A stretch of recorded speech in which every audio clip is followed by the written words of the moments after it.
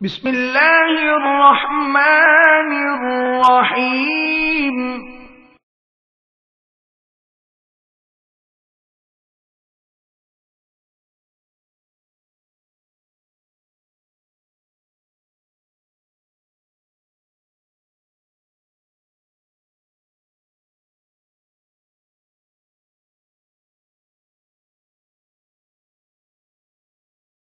अल्लाहुम्मा सल्लि अला सय्यिदिना व मौलाना मुहम्मदिन व अला आलिहि व सहबिहि व बारिक वसल्लिम। अल्लाहुम्मा सल्लि अला सय्यिदिना व मौलाना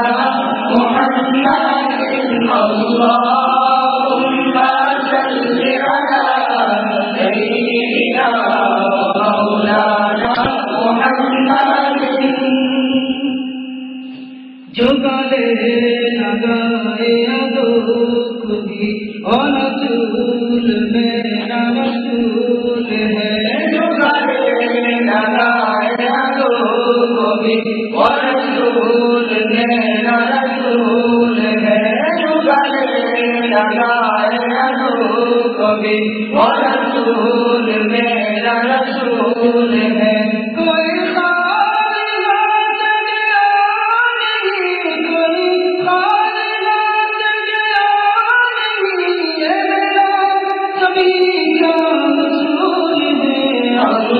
अल्लाहुम्मा सल्लि अला सय्यिदिना व मौलाना मुहम्मदिन। अल्लाहुम्मा सल्लि अला सय्यिदिना व मौलाना मुहम्मदिन व अला आलिहि व सहबिहि व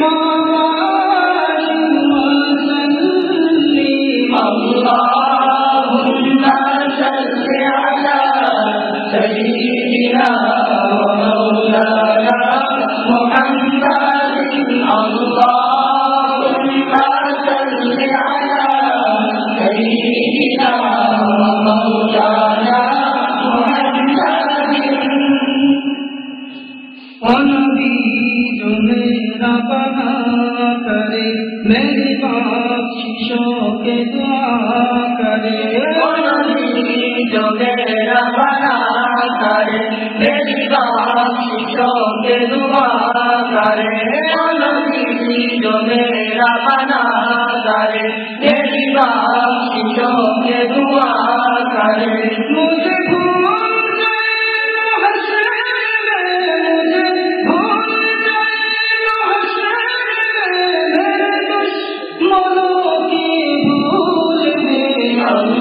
अल्लाहुम्मा सल्लि अला सय्यिदिना व मौलाना मुहम्मदिन। अल्लाहुम्मा सल्लि अला सय्यिदिना व मौलाना मुहम्मदिन व अला आलिहि व सहबिहि व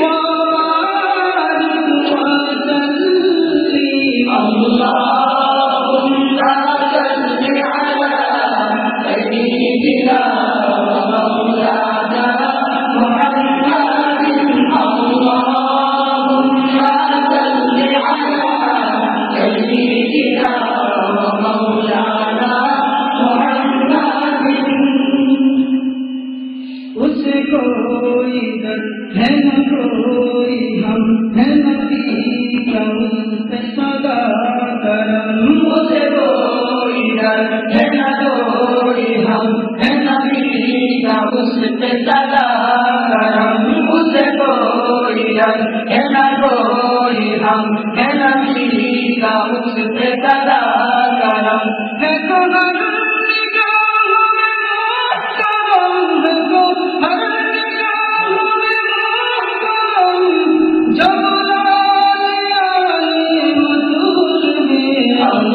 अल्लाहुम्मा सल्लि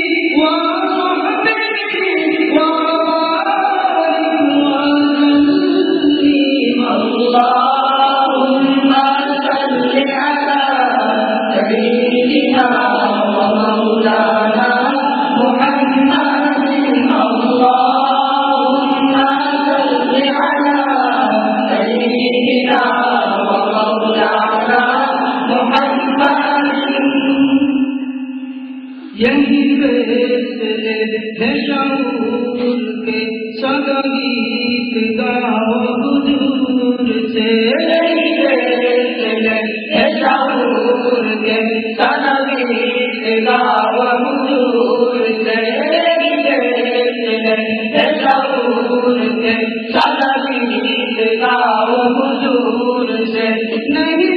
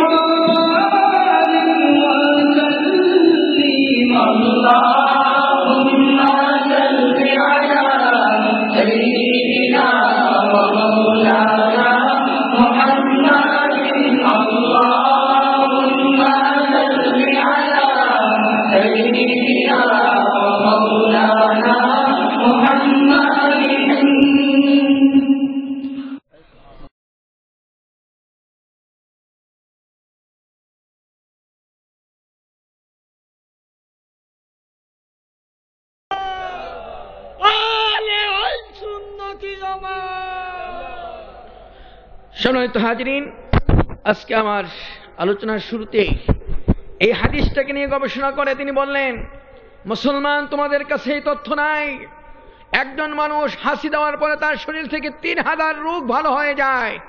এজন্য মুসলমান আজকে হাসি দেওয়ার পরে আলহামদুলিল্লাহ শব্দটা উচ্চারণ করে, বলেন না সুবহানাল্লাহ। আর একটু জেনে বলেন না সুবহানাল্লাহ। আজকে বন্ধুরা আমার, এইভাবে যদি আজকে গবেষণা চলতে থাকে, আপনার কোরআন এবং হাদিসের বাস্তব তথ্যগুলি সারা পৃথিবীতে এই বিষয়গুলির উপর আজকে চর্চা হচ্ছে, গবেষণা চলছে, সারা পৃথিবীর মানুষ আজকে নতুন নতুন দিগন্ত উন্মোচন হচ্ছে কোরআন হাদিসকে গবেষণা করে। আরেকটু জোরে বলেন না সুবহানাল্লাহ। আজ থেকে 4 মাস আগে আমেরিকাতে আপনারা যারা ইন্টারনেট চালান সার্চ করে দেখবেন, সেখানে সুন্দর করে লেখা যে ডাক্তার ABM ইউরাম, একজন মহিলা গাইনি ডাক্তার, সেই মানুষটা তিনি, আমি আজকে দীর্ঘদিন পর্যন্ত আমার হাতে অনেক অনেক মানুষ তার বাচ্চা প্রসব হয়েছে। হঠাৎ করে আমার হাতে একটা মুসলমান মেয়ে তার বাচ্চা প্রসব হলো। হওয়ার পরে আমি পরের দিন সকালবেলা ডাক্তার হিসাবে তাকে পরামর্শ দিতে আসলাম, তোমার যে শিশু বাচ্চাটা জন্মগ্রহণ করেছে, তোমার এই শিশু বাচ্চাটাকে ডান কাঁধে ঘুম পড়াবে, বলেন না সুবহানাল্লাহ। আর একটু যদি বলেন সুবহানাল্লাহ। যখন এই পরামর্শ দিয়েছি, মুসলমান মেয়েটা আমার দিকে তাকিয়ে বলে, ডাক্তার সাহেব, আপনি যে পরামর্শটা আজকে আমাকে দিয়েছেন, এই পরামর্শটা আমরা বুখারী শরীফের মধ্যে পেয়েছি। আজ থেকে 1000 বছর আগে বিশ্বনবী সুলতানে মদিনা নবী মুহাম্মদুর রাসূলুল্লাহ সাল্লাল্লাহু আলাইহি ওয়াসাল্লাম এই তথ্য আমাদেরকে দিয়েছেন। আরেকটু জোরে বলেন না সুবহানাল্লাহ। কয় তাই নাকি? কয় হ্যাঁ। কয় কি দিয়েছে? কোনো মানুষ যখন রাত্রে ঘুমাতে যায়, ঘুমাতে গিয়ে যদি ডান কাঁধে ঘুমায়, ওই মানুষটা তার কখনো বদ হজম হবে না, ওই মানুষটা কখনো আপনার খারাপ কোনো স্বপ্ন দেখবে না, ওই মানুষটা কখনো ঘুমের করে চিৎকার করে উঠবে না। সকলে জুড়ে বলবেন না সুবহানাল্লাহ। আর একটু জুড়ে বলেন না সুবহানাল্লাহ। কয় সত্যি? কয় হ্যাঁ। এটা কি হাদিসে আছে? কয় হাদিসে আছে। আমি তাকে 40টা বিষয়ে পরামর্শ দিলাম, প্রত্যেকটা বিষয়ে সে আমাকে কোরআন থেকে হাদিস থেকে তথ্যগুলি এক এক করে বের করে দেওয়া শুরু করেছে। এটা কোরআনে আছে, এটা হাদিসে আছে। আমি একজন মহিলা ডাক্তার, ইহুদি মানুষ, আমি কতদিন পর্যন্ত মেডিকেল সায়েন্স পড়ে কোরআনের দিকে যাচ্ছি, হাদিসের দিকে যাচ্ছি, আশ্চর্য হয়ে গেলেন। শেষ পর্যন্ত তিনি তার জীবনের সবচেয়ে চাওয়া পাওয়া মনে করে তিনি বলেন, আমি 3 মাসের ছুটি নিয়ে চলে গেলাম।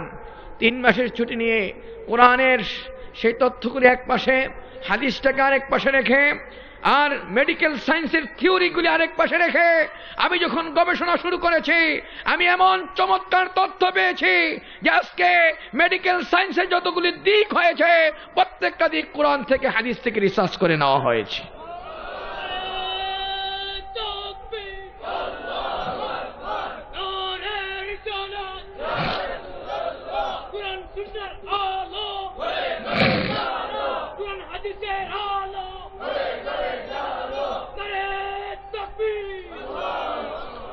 বন্ধুরা আমার, আজকে এই জন্য আপনাদের কাছে বলতে চাই, তিনি বলেন আমি 3টা মাস গবেষণা করার পরে আমার চোখ দিয়ে পানি জড় করে পড়তেছে। আমি এতদিন কেন কোরআনের কাছে আসলাম না, কেন এই কোরআনটাকে আমার জীবনের পাথেও আমি মনে করলাম না। ওই মেয়েটা চোখের পানি ছেড়ে দিয়ে তার মুখ থেকে বের হয়ে আসে, কলেমা পড়ে সে মুসলমান হয়ে যায়। আরেকটু যদি বলেন না সুবহানাল্লাহ, আরেকটু যদি বলেন সুবহানাল্লাহ। বন্ধুরা আমার, আজকে সারা পৃথিবীতে আমরা যদি এই বিষয়গুলি নিয়ে কথা বলতে চাই, কোরআনের বাস্তবতা উপলব্ধি করে আজকে সারা পৃথিবীর এত চমৎকার চমৎকার তত্ত্ব খুঁজে পাচ্ছে।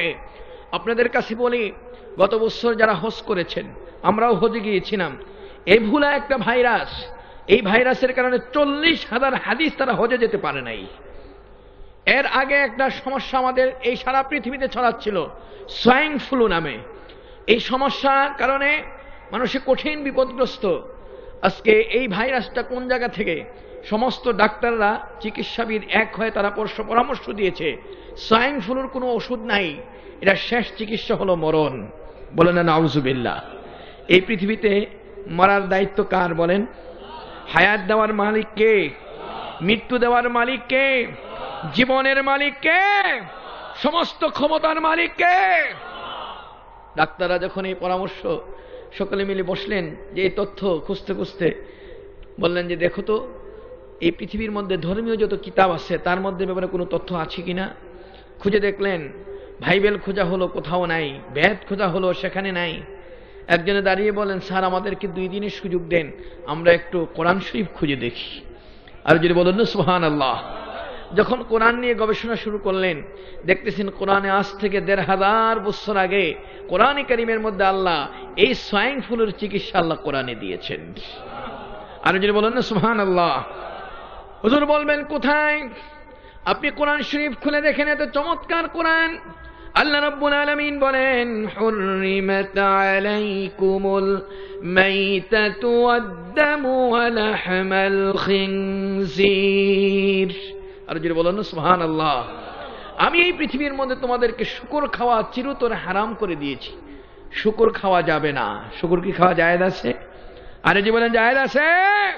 আজকে আপনাদেরকে বলবো, যারা এখানে পড়াশোনা করছেন, অনেক জ্ঞানী গুণী মানুষ আছেন, আজকে কি আপনারা দেখবেন এই সোয়াইন ফ্লুটা শুকর থেকে ছড়াচ্ছে। আমেরিকাতে একই দিনে প্রায় 50,000-এর উপরে শুকর আগুন দিয়ে জ্বালিয়ে দিয়েছে। প্রশ্ন করা হলো, যেটাকে আদর করে তোমরা খাও, এটাকে কেন মেরে ফেলছো? কারণটা কি? তাদের মুখ থেকে বের হয়ে আসছে যে দেখো আজকে সোয়াইন ফ্লু যে ভাইরাস, এটা শুকর থেকে ছড়াচ্ছে। তাহলে শুকর খাওয়া যাবে? আর যদি বলতে হবে কি যাবে? এই চিকিৎসা আল্লাহ কোরআনে দিয়েছেন, কি বলেন ঠিক কিনা? এজন্য সকলের কাছে যে আবেদনটুকু আজকে রাখতে যাই, আল্লাহ রাব্বুল আলামিন বলেন, ইয়া আইয়ুহান নাসু কুলু মিম্মা ফিল আরদি হালালান তাইয়্যিবা। হে মানব জাতি, তোমরা এই পৃথিবীর মধ্যে হালাল রিজিক ভক্ষণ করো। আল্লাহ রাব্বুল আলামিন এই কথা বলেন নাই ইহুদিরা হালাল খাইতে পারবে না, খ্রিস্টানরা হালাল খাইতে পারবে না, হিন্দুরা হালাল খাইতে পারবে না। কোরআনটা সার্বজনীন কিতাব। আল্লাহ সমস্ত মানুষদেরকে লক্ষ্য করে বলে, তুমি ইহুদি হও, তুমি খ্রিস্টান হও, তুমি হিন্দু হও, তুমি বৌদ্ধ হও, তোমাকে হালাল খেতে হবে। আর একটু যদি বলবেন না সুবহানাল্লাহ। আজকে তারা স্বীকার করেছে হারামের মধ্যে কোনো আরাম নাই। কি বলেন, কথা ঠিক না ঠিক? আজকে জন্য আপনাদেরকে বলবো, হারাম খাওয়া যাবে? আরো যদি বলেন যাবে। বন্ধুরা আমার, আজকে এই জন্য আমার আলোচনার শুরুতেই বর্তমান এই পরিস্থিতির আলোকে যে কথাগুলি বলবো, আপনারা এই ভাদেশ্বর শহরের মানুষ বিভিন্ন দেশে থাকেন, বিভিন্ন জায়গাতে, আজকে বিশেষ করে সর্ব জায়গাগুলির ইতিহাস যদি তালাশ করা হয়, আজকে আমার 2 চোখ দিয়ে যা দেখেছি, বর্তমান পরিস্থিতিতে সব জিনিসের উন্নতি হচ্ছে, অগ্রগতি হচ্ছে, কিন্তু একটা জিনিসের অবনতি হচ্ছে, সেটা হলো মানুষের নৈতিক চরিত্র। কি বলেন, কথা ঠিক কিনা? আর একটু যে বলেন ঠিক কিনা। আজকে আপনারা জানেন বাংলাদেশ সরকার বিভিন্ন আইন করে করে আজকে প্রথমে যে আইনটা আজকে বর্তমান ছাত্র সমাজের জন্য, সকলের জন্য ইফতিজিং সমস্যা নিয়ে আজকে সারা দেশের মধ্যে আলোড়ন সৃষ্টি হচ্ছে। কি বলেন, কথা ঠিক না ঠিক? আজকে সেই ইফতিজিং সমস্যা দূর করার জন্য পুলিশ বাহিনী, তারপরে আর্মি, বিভিন্ন ধরনের র্যাব, বিভিন্ন ধরনের বাহিনীকে নিয়োগ দেওয়া হচ্ছে। একটা ছেলে ইফতিজিং এর কারণে তাকে 3 মাসের জেল দেওয়া হয়, জেলখানায় আটকানো হচ্ছে। অথচ আজকে তুমি কোরআনের কাছে আসো, যুবক ইফতিজিং সমস্যা দূর করার জন্য এই পৃথিবীর মধ্যে সারা পৃথিবীর সমস্ত সৈন্য সেনাবাহিনী যদি নিয়োগ করা হয়, কেউ ইফতিজিং সমস্যা দূর করতে পারবে না। একমাত্র ইফতিজিং সমস্যা দূর করেছে আল কোরআন। কি বলেন, কথা ঠিক কিনা? আজকে 1500 বছর আগে আল্লাহর হাবিব কোরআনে কারীমের মাধ্যমে সেই ইফতিজিং সমস্যা দূর করেছেন। আজকে ইফতিজিং নিয়ে তোমরা ভাবতেছো মনে করে এটা নতুন সমস্যা। না, এটা নতুন সমস্যা নয়, এটা পুরাতন সমস্যা। কি বলেন, ঠিক না ঠিক? আল্লাহ রাব্বুল আলামিন এত চমৎকার করে এই সমস্যাগুলি দূর করে দিলেন। যারা এখানে বসা আছেন কোরআন থেকে আপনি নিয়ে যান। আল্লাহ রাব্বুল আলামিন বলেন, কুল্লিল মুমিনিনা ইয়াগুদ্দু মিন আবসারিহিম ওয়া ইয়াহফাযু ফুরুজাহুম যালিকা আযকা লাহুম। বলেন না সুবহানাল্লাহ। আর একটু যদি বলেন না সুবহানাল্লাহ। হে মুমিনগণ, কুল্লিল মুমিনিনা, আল্লাহ মুমিনদেরকে লক্ষ্য করে বলেন, হে নবী আপনি বলে দেন মুমিনদেরকে তারা যেন তাদের চক্ষুটাকে নিম্নগামী করে রাখে। আর যদি বলেন না সুবহানাল্লাহ। এবং নারীদেরকে বলে দেন তারা যেন তাদের চক্ষুগুলিকে নিম্নগামী করে। তাফসীরের কিতাব খুলে দেখেন, আল্লাহ রাব্বুল আলামিন এই কথা বলেন নাই তুমি একটা মেয়েকে দেখলে তুমি পিছনের দিকে তাকাবে, আর না হয় ডান দিকে তাকাবে, আর না হয় বাম দিকে তাকাবে, আর না হয় উপরের দিকে তাকাবে, আর না হয় নিচের দিকে তাকাবে। এই কথা কিন্তু আল্লাহ বলেন নাই। আল্লাহ কেন এই কথা বলেন নাই? যে তোমার এই চোখগুলিকে নিম্নগামী করবে। এর অর্থটা কি? কি চমৎকার তাফসীর! আপনি চিন্তা করেন, যদি দেখতেছেন একটা মেয়ে আপনার সামনে পড়েছে, চোখ হেফাজত করতে হবে। আপনি দেখবেন সামনের সাথে সাথে ডান দিকে তাকানোর সাথে সাথে ডান দিক থেকে আপনার দিকে তাকিয়ে আছে। আপনি মনে করলেন বাম দিকে তাকাবো, বাম দিক থেকে আপনার দিকে তাকিয়ে আছে। মনে করেন উপরের দিকে তাকাই, দেখবেন দোতলা থেকে আপনার দিকে মুস্কি মুস্কি হাসতেছে। আপনি চিন্তা করছেন এখন নিচের দিকে তাকাবো, গ্র্যান্ড ফ্লোর থেকে আপনার দিকে থুতু ফেলার চেষ্টা করতেছে। এখন চিন্তা করছেন পিছনটা বাকি আছে, একটু পিছনের দিকে তাকাই। আপনি সাথে সাথে দেখবেন পিছন দিক থেকে হুজুর একটু সামনে আগান, পিছনে তাকান কিনলেই গা। কি বলেন, কথা ঠিক কিনা? আর যদি বলেন ঠিক কিনা? কোনো সুযোগ নাই। আল্লাহর কোরআন এই জন্য বলছে এই জায়গাটাকে ঠিক করতে হবে, চোখগুলিকে নিম্নগামী করো। আজকে এই অবস্থার মধ্যে কোরআনের কি চমৎকার শিক্ষা আজকে দিয়েছে যে তেঁতুল তুমি মুখের সামনে ধরে তুমি বলবে মুখের মধ্যে পানি আসতে পারবে না। কোরআনে কারীম আজকে সিদ্ধান্ত দিয়েছে ছেলে আর মেয়ে যদি একসাথে থাকে, ওই মেয়েটার দায়ুসের কাছে দান লেখা হয়ে যায়, ওই মেয়েটার দায়ুস হয়ে যায়, সে জান্নাতে যাবে না, জান্নাতের জ্ঞানও তার কপালে জুটবে না। কি বলেন, কথা ঠিক কিনা? আরো যে বলেন ঠিক কিনা? আজকে স্বশিক্ষা মুক্ত ছাড়া আজকে কখনো ইফতিজিং সমস্যা দূর করা সম্ভব? কি বলেন, কথা ঠিক না বে ঠিক? বন্ধুরা আমার, এই জন্য আজকে যারা এখানে বসা আছেন এই কথাগুলি নিয়ে আজকে আমাদের জীবনের ভাবনা, আমাদের সব বিষয়গুলি আজকে কোরআন সমাধান দিয়েছে। বলেন না সুবহানাল্লাহ। আর একটু যদি বলেন না সুবহানাল্লাহ। আমার যুবক ভাইদেরকে আজকে যে কথাটুকু বলতে চাই, যারা এখানে বসা আছেন, আজ থেকে 1500 বছর আগে আমার নবী এই পৃথিবীর মধ্যে চরিত্রের সার্টিফিকেট দিয়েছিলেন। কি বলেন, কথা ঠিক কিনা? এজন্য আজকে আমেরিকা সারা পৃথিবীতে আজকে বর্তমান যেই ভাইরাসটা চলতেছে সেটা হলো এসবি ভাইরাস। এসবি ভাইরাস এটা যদি কোনো যুবকের শরীরে থাকে, ওই যুবকটা বিদেশ যেতে পারে না। ওই যুবকটা আপনার তার ভিসা বন্ধ হয়ে যায়, তার টিকিট ক্যান্সেল হয়ে যায়। ওই যুবকটা এই পৃথিবীর মধ্যে তার চিকিৎসা করতে গিয়ে ডাক্তারদের পক্ষ থেকে ফরমান জারি হয়, তোমার শেষ চিকিৎসা হলো মৃত্যু। আজকে এই নিয়ে ভাবনা, এসবি ভাইরাস, এইডস রোগ, আজকে এই রোগের কোনো চিকিৎসা পৃথিবীর কোনো ডাক্তার কবিরাজ আজ পর্যন্ত দিতে পারে নাই। বন্ধুরা আমার, আজকের জন্য আপনাদেরকে বলবো কোরআন শরীফ খুলে দেখেন। আপনি এই কিছুদিন আগের তথ্য অত্যন্ত চমৎকার করে, যে কোরআনে কারীম এত চমৎকার করে তথ্য দিয়েছেন যে এসবি ভাইরাসের ওষুধ তোমরা খুঁজে পাও না, আজকে কোরআনের কাছে আসো, সেই রোগের চিকিৎসা আল্লাহ দিয়েছেন। আর একটু যদি বলেন না সুবহানাল্লাহ। আরো যদি বলেন সুবহানাল্লাহ।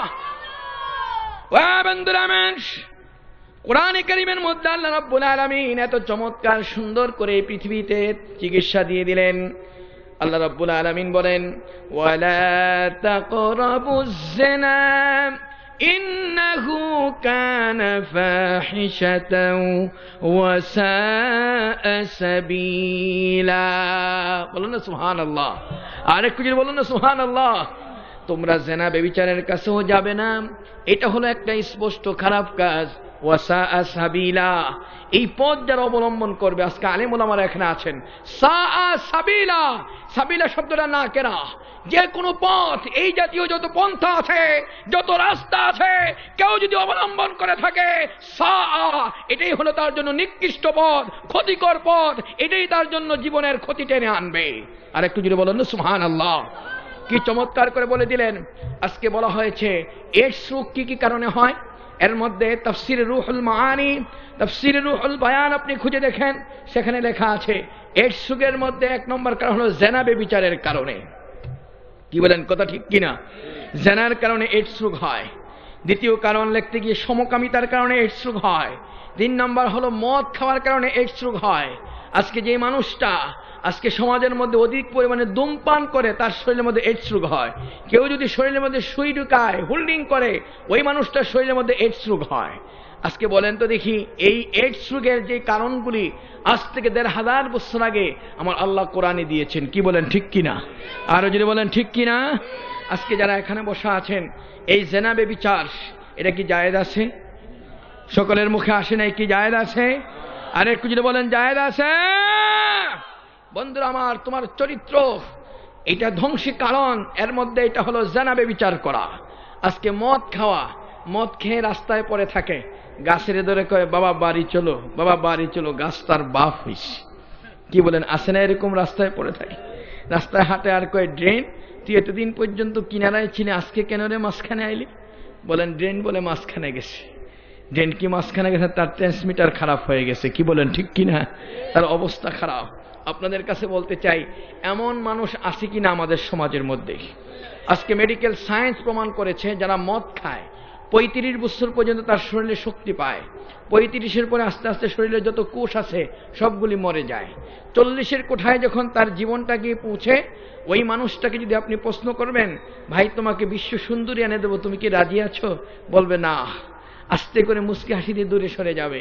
ঠিক 40-এর পরে আস্তে করে পেটটা বড় হয়ে যায়, চোখগুলি হলুদ বর্ণ ধারণ করে, বেঈমান হয়ে দুনিয়া থেকে মারা যায়।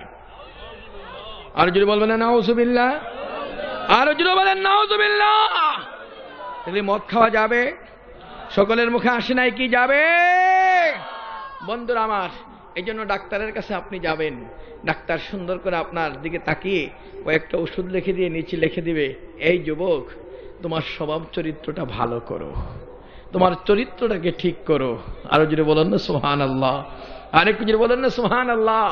তাহলে এখন আপনাদের কাছে বলতে চাই, কোরআনে কারিমে আজকে এই চিকিৎসা আছে কিনা? সকলে বলেন আছে কিনা? আর একটু যদি বলেন আছে কিনা।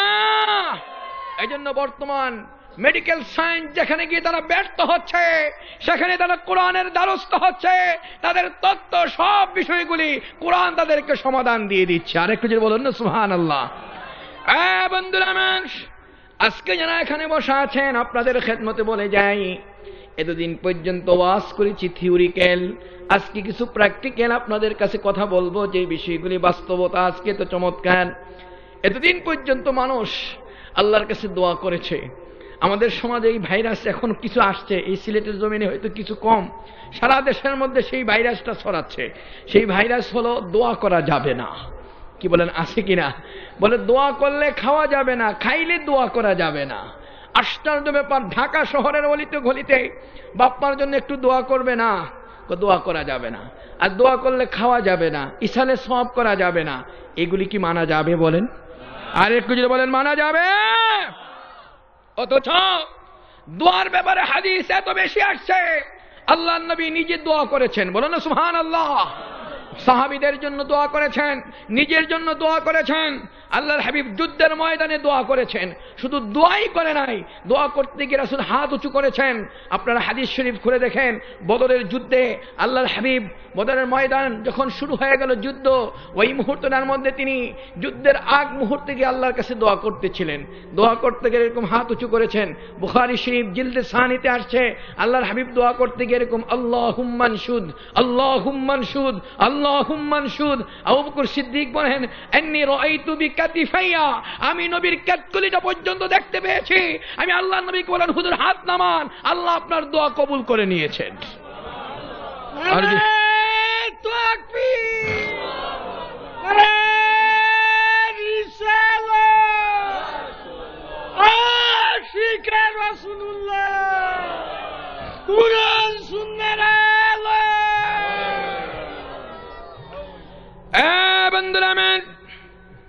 এই জন্য আজকে যারা এখানে বসা আছেন, দোয়ার ব্যাপারে এত হাদিস এই পৃথিবীতে আসছে, আমার নবী হাত উঁচু করে দোয়া করেছেন। আজকের বিজ্ঞান এত চমৎকার নতুন তথ্য দিতে গিয়ে এত চমৎকার তথ্য দিয়ে দিলেন। মানুষ তুমি দোয়াতে কবুল হয় আল্লাহর কাছে দোয়াটা কবুল হয়, তার গ্যারান্টি পর্যন্ত আমার আল্লাহ রাব্বুল আলামিন যে দোয়া কবুল করেন তার প্রমাণও আজকের বিজ্ঞান দিয়েছে। আজকে বলবেন না সুবহানাল্লাহ? আজকে স্যাটেলাইটের জগতে, আজকে তথ্য প্রযুক্তির জগতে আমার যুবক ভাইরা, আজকে তোমরা ইন্টারনেট চালাও, আজকে S+ শক্তিশালী নেটওয়ার্ক আজকে কোন জায়গা থেকে পেয়েছো, এই তথ্যটা কোন জায়গা থেকে এসেছে, আজকে কোরআনের কাছে আসো, তোমার নেটওয়ার্ক চালু হয়ে যাবে। বলুন না সুবহানাল্লাহ? আর যদি বলুন না সুবহানাল্লাহ? আজকে এই জন্য আপনাদের কাছে বলবো, কোরআনের কাছে আসবেন, কোরআন বোঝা সহজ হবে, সব কিছু বোঝাটা সহজ হয়ে যাবে। আর যদি বলেন না সুবহানাল্লাহ? ভাইদের খেদমতে এই জন্য বলতে চাই, আজকে প্র্যাকটিক্যাল যে বাস্তবতা আপনাদের কাছে এই জন্য বলে দিয়ে যাই, দোয়া যে আল্লাহর কাছে কবুল হয় হাদিসে আছে কিনা বলেন, আর একটু যদি বলেন আছে কিনা। বুখারী মুসলিম শরীফের হাদিস, আল্লাহ রাব্বুল আলামিনের হাবিবের সাহাবী হযরত আবু হুরায়রা রাদিয়াল্লাহু তাআলা আনহু আমার নবীর কাছে আসলেন। আল্লাহ নবী ডাক দিয়ে বলেন, ইয়া আবা হিররা লিমা বাকাইতা, আবু হুরায়রা তুমি কেন কাঁদতেছো, কি হয়েছে তোমার চোখে পানি কেন? হযরত আবু হুরায়রা রাদিয়াল্লাহু তাআলা আনহু হাউমাউ করে কেঁদে দিলেন। একটু পরে আস্তে করে তার শরীরের জামাটা এরকম আমার নবীর সামনে উঠায়া উপরের দিকে উঠালেন, পিছন দিকটা খালি করে দিয়ে বললেন, হুজুর আমি কেন কাঁদতেছি একটু দেখেন। আল্লাহর নবী তাকিয়ে দেখে আবু হুরায়রার পুরা পিঠটাকে যেন আগুন দিয়ে জ্বালিয়ে দিয়েছে, ঠসকা পড়ে আছে, এরকম আঘাতের পরে আঘাত, পুরা পিঠটা আগুন দিয়ে জ্বালিয়ে দেওয়া হলো। আল্লাহ নবী ডাক দিয়ে বলেন, আবু হুরায়রা এই কাজটা কে করেছে, কে তোমাকে এরকম আঘাত করেছে? আবু হুরায়রা বলে, ইয়া রাসূলুল্লাহ আমি আপনার দরবারে এসেছি, আপনার খেদমতে এসেছি, আমার কোনো অপরাধ নাই। আমি আপনার কাছে কেন আসলাম, ঘরে যাওয়ার পরে মা দুঃখিনী লোহা গরম করে আমার পুরা পিঠটা আগুন দিয়ে জ্বালিয়ে দিয়েছে। আল্লাহ নবী তার দিকে তাকিয়ে বলেন, আবু হুরায়রা তোমার মা তোমাকে মেরেছে, আমি নবী এখানে কিছুই করার সুযোগ নাই, আমি এখানে কিছুই করতে পারি না। আবু হুরায়রা চোখের পানি ছেড়ে কাঁদে আর ডাক দিয়ে বলে, ইয়া রাসূলুল্লাহ ইয়া হাবিবাল্লাহ আপনি আমার মায়ের জন্য কিছু করবেন, বিচার করবেন, এই জন্য আপনার কাছে আমি আসি নাই, আমি এসেছি এই জন্য বিশ্ব নবীর হাত যদি উপরের দিকে উঠে যায়, এই হাতটা জমিনে থাকবে না, আল্লাহর আরশ পর্যন্ত চলে যাবে। دست بابد حد گواہی ادبیا بر فساد اوبا پیش مستعار আপনি আমার মায়ের হেদায়েতের জন্য একটু দোয়া করে দেন, এই জন্য আপনার কাছে এসেছি। কয় তাই নাকি? আল্লাহর নবী আবু হুরায়রার চোখের পানি আর সহ্য করতে পারেন নাই, সঙ্গে সঙ্গে আল্লাহর কাছে দোয়া করা শুরু করলেন। বুখারী শরীফের হাদিস, আল্লাহুম্মা ইহদি উম্মা আবা হুরায়রা, হে আল্লাহ আবু হুরায়রার মাকে তুমি হেদায়েত দিয়ে দাও। যখন এই দোয়াটা উঁচু করে সুন্দর করে করতেছিলেন, আল্লাহর নবীর কাছ থেকে আবু হুরায়রা একটা দৌড় দিয়ে ওই অবস্থায় বাড়ির দিকে রওনা করে চলে যাচ্ছেন। পথের মধ্যে আল্লাহর নবীর একজন সাহাবী ডাক দিয়ে বলেন, কিফ ইয়া আবা হিররা তুমি একটু দাঁড়াও। কয় না আমাকে দাঁড়াতে বলো না, আমি ঘরে গিয়ে দেখতে চাই। আমি আবু হুরায়রা ঘরে আগে পৌঁছলাম না, আমার নবীর দোয়াটা আমার বাড়িতে গিয়ে আগে পৌঁছেছে। আর যদি বলেন না সুবহানাল্লাহ, আমি দেখতে চাই আমার নবীর দোয়াটা আমার বাড়িতে পৌঁছলো কিনা, এটা আমি দেখতে চাই। কয় তাই নাকি? কয় হ্যাঁ। সঙ্গে সঙ্গে আবু হুরায়রা ঘরে গেলেন। প্রত্যেকদিন দরজাটা নক করার সাথে সাথে মা লোহা গরম করে দাঁড়িয়ে থাকেন। আজকে যখন দরজাটা নক করলেন, দরজা খুলে দিয়ে মা দুঃখিনী আবু হুরায়রাকে সুন্দর করে বুকের সাথে জড়িয়ে ধরে কপালে চুমু খাওয়া শুরু করলেন। কপালে চুমু খেয়ে সুন্দর করে বললেন, আবু হুরায়রা তোমাকে মারার পরে আমি অনুতপ্ত হয়েছি। কেন তোমাকে মারলাম? আমি তো ভুল করে ফেলেছি। আমি তো অন্যায় করে ফেলেছি, কেন তোমাকে আমি মারলাম, আমি বুঝতে পারি নাই, আমাকে ক্ষমা করে দাও। আবু হুরায়রা মায়ের কদম জড়িয়ে ধরে চিৎকার করে কাঁদতেছে, হাত ডাক দিয়ে বলতেছে, মা তুমি অপরাধ করো নাই, অন্যায় করো নাই, আমি তোমার ছেলে। এই পৃথিবীর মধ্যে ইনকানা হুররিকতাও কতিলতা, তুমি যদি ইচ্ছা করো আমাকে টুকরা টুকরা করে ফেলতে পারো, আমাকে হত্যা করতে পারো, মা আমি সব দুঃখ বেদনা ভুলে যাব, চলো না আমার সাথে বিশ্ব নবীর দরবারে। আর যে বলো না সুবহানাল্লাহ। ওই যুবক, আজকে হাদিস থেকে যেটা প্রমাণ, এক নম্বর প্রমাণ হলো যারা এখানে বসা আছেন, আবু হুরায়রার মা একজন মুশরিকা মানুষ ছিলেন, একজন মুশরিক ছিলেন, কাফের ছিলেন। আমার নবী কি চমৎকার করে বলে দিলেন, তোমার মা যদি মুশরিক হোক, বাবা যদি মুশরিক হোক, তার সাথে খারাপ ব্যবহার করা যাবে না। বলেন না সুবহানাল্লাহ। ওই যুবক, তোমার জন্য শিক্ষা আজকে হয়েছে, মা কাফের হতে পারে, বেঈমান হতে পারে, মুশরিক হতে পারে, তুমি তার সাথে খারাপ আচরণ করার ইসলাম কখনোই শিক্ষা দেয় নাই। আর যদি বলেন না সুবহানাল্লাহ, আর যদি বলেন না সুবহানাল্লাহ। আজকে একটা ধর্মই পৃথিবীতে আছে যেই ধর্মটা আজকে এত চমৎকার শিক্ষা দিয়েছে। আজকে আপনারা যারা এখানে বসে আছেন, আমার যুবক ভাইদেরকে আমার প্রতিটা কথা একটু মাপ দিয়ে আপনারা নিয়ে যাবেন। আজকে এখানে বসে, আজকে যারা এখানে বসা সকলকেই বলবো যে মা মা যদি বেঁচে থাকে, আজকে তোমার জন্য বিশাল একটা নিয়ামত পৃথিবীতে আছে। কি বলেন, ঠিক কিনা? আমার নবী বলেন, কেউ যদি মাকে কষ্ট দেয়, মার মুখ থেকে উ শব্দটা বের হয়, সাথে আল্লাহর আরশটা থর থর করে কাঁপতে থাকে। আমার নবী বলেন, কোন যুবক যদি মাকে একটা গালি দেয়, এই পৃথিবীর মধ্যে 70টা গালি খেয়ে তাকে মৃত্যুবরণ করতে হবে। মাকে যদি একটা আঘাত করে থাকো, আজকে দলিল করে লিখে রাখতে পারো, এরকম 70টা আঘাত তোমার জীবনে খেতে হবে। মাকে যদি তুমি এই পৃথিবীর মধ্যে কষ্ট দিয়ে থাকো, এই কষ্ট তোমার কপালে থাকবে, এই নিয়ে তোমাকে কবরে যেতে হবে। বলেন না নাউজুবিল্লাহ। আর যদি বলেন না সুবহানাল্লাহ। আমার নবী বললেন, এই পৃথিবীতে একজন সাহাবী এসে রাসূলের কাছে বললেন, হুজুর আমার একটু মনে চায়। কয় কি মনে চায়? আমার এই দুইটা ঠোঁট দিয়ে আমি একটু জান্নাতের চৌকাঠে চুমা খাবো, আপনি একটু ব্যবস্থা করে দেন। কয় তাই নাকি? কয় হ্যাঁ। রাসূল বলেন, এই তুই জান্নাতের চৌকাঠে চুমা খাবে, এটা তো মরণের পরে খাবে, এর আগে তো খাওয়ার সুযোগ নাই। কয় হুজুর আপনি তো ইচ্ছা করলে আমাকে দিতে পারেন। আমার নবী পারে কিনা বলেন? সকলের মুখে আসতে হবে কি পারে কিনা? আরেকটু জোরে বলেন, পারে কিনা? সকলের মুখে আসে নাই কি পারে? আমার নবী সেই ক্ষমতা আছে। আরেকটু যে বলেন আছে। আমার নবী এই পৃথিবীতে বসে জান্নাত দেখতে পারেন কিনা, জাহান্নাম দেখতে পারেন কিনা, আল্লাহর আরশ দেখতে পারেন কিনা, সাত জমিনের নিচে কি আছে তা দেখতে পারেন কিনা? রাসূল বলেন, ইন্নী রাআ ফি মাকামি হাযা, আমি এই জায়গায় বসে বসে আমি সব কিছু দেখতে পারি। ডানে যেমন দেখি, বামেও তেমন দেখি, সামনে যখন দেখি, পিছনেও তেমন দেখি। বলেন না সুবহানাল্লাহ। এই পাওয়ারটা কে দিয়েছে? সকলের মুখে আসতে হবে, কে দিয়েছে? আজকে আমাদের সমাজের মধ্যে কিছু সংখ্যক মানুষ আছে, তারা বলতে চায় না রাসূল এই যে কথা বলছেন এটা সত্য না, এই ক্ষমতাটা হলো আমার আল্লাহর, রাসূল সবকিছু দেখতে পারবেন, এটা আমাদের বিশ্বাস হয় না। এটা কি মানা যাবে? সকলে বলেন মানা যাবে?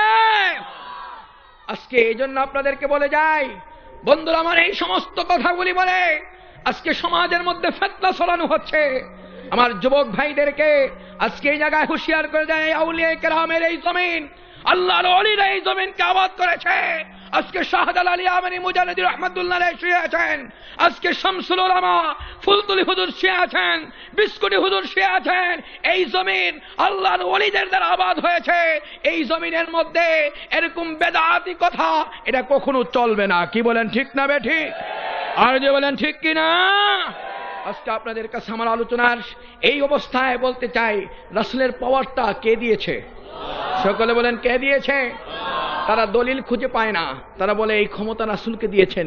আমার নবী বলেন, উতিতু ইলমাল আউয়ালিন ওয়াল আখিরিন, আগের এবং পরের যত জ্ঞান আছে সব আল্লাহ আমাকে দিয়েছেন। কে দিয়েছে? কে দিয়েছে? কয় হাদিসটা মাউযু হাদিস, এই হাদিসটা দুর্বল হাদিস, এটা মানা যাবে না। আপনি এই হাদিসটা যদি না মানেন তাহলে কোরআন শরীফ তো মানবেন। কাহা কোরআন মানি? কোরআনে কোনো আছে কিনা দলিল বলেন? আপনি কোরআন শরীফ খুলে দেখেন আছে কিনা। আল্লাহ রাব্বুল আলামিন বলেন, ফাআউহা ইলা আবদিহি মা আওহা, আমার নবীকে আমি গোপনে গোপনে যা কিছু জানানের সব তথ্য, প্রযুক্তি, বিজ্ঞান, আজকে থিওরি সব কিছু আমার নবীকে আমি জানিয়ে দিয়েছি। মা মা মা আউহা, মা আউহা। আলিম ওলামা আজকে খুঁজে দেখেন এর মধ্যে সব আছে কিনা বলেন, আর একটু যদি বলেন আছে কিনা। পৃথিবীর সব জ্ঞান আমার আল্লাহ রাব্বুল আলামিন কোরআনের মাধ্যমে আমার নবীকে জানিয়ে দিলেন, সব দিয়ে দিলাম তোমাকে। আর একটু যদি বলেন না সুবহানাল্লাহ। এখন তারা বলতে চায় আমার নবীর এই ক্ষমতা আল্লাহ দিয়েছেন, এটা হইতে পারে না, কোরআন শরীফে পাওয়ার পরেও বিশ্বাস হয় না। এখন আমার নবীকে আল্লাহ রাব্বুল আলামিন এই ক্ষমতা দিয়েছেন, তোমার এত পাগলামি কেন? কেন তুমি এই কথাগুলি বলতে চাও? এই জায়গায় রোগ থাকার কারণে আজকে সেই চিকিৎসা আজকে তাকে দিতে হবে। আজকে যখন কম্পিউটারে ভাইরাস ঢুকে অ্যান্টিভাইরাস দিয়ে সেই সুন্দর করে কম্পিউটার পরিষ্কার করতে হয়, আজকে সমাজের মধ্যে যখন ভাইরাস ঢুকায়, ইসলামের মধ্যে যারা ভাইরাস ঢুকায় তাদেরকে অ্যান্টিভাইরাস দিতে হবে। কি বলেন ঠিক কিনা? আর যে বলেন ঠিক কিনা? অ্যান্টিভাইরাস হলো কোরআন হাদিস। কোরআন হাদিস যেখানে আছে আমরাও সেখানে আছি। কি বলেন ঠিক না বেঠিক? আজকে কোরআন হাদিসের কথা বলে যায়, তাদের অবস্থানটা হলো তারা বলতে চায় আউয়ালু মা খালাকাল্লাহু নূরি। আমার নবী বলছেন সর্বপ্রথম আমার নূরকে আল্লাহ তৈরি করেছেন। আর যদি বলেন না সুবহানাল্লাহ, আর যদি বলেন না সুবহানাল্লাহ। আপনারা হয়তো ইন্টারনেট দেখে আজকে যারা বিভিন্ন ধরনের মিডিয়া দেখে কথা শুনছেন, আজকে এক বেয়াদব রাজশাহীতে বসে সে কয়েকদিন আগে ফতোয়া দিয়েছে যে নূর নবী যারা বলবে তারা কাফের হয়ে যাবে। নূর নবী আজকে বলতে গিয়ে সে বলতেছে নূর নবী যারা বলবে এই নবী আমি তালাক দিয়ে দিলাম, এই নবী আমার দরকার নাই। আর যে বলবে না নাউজুবিল্লাহ।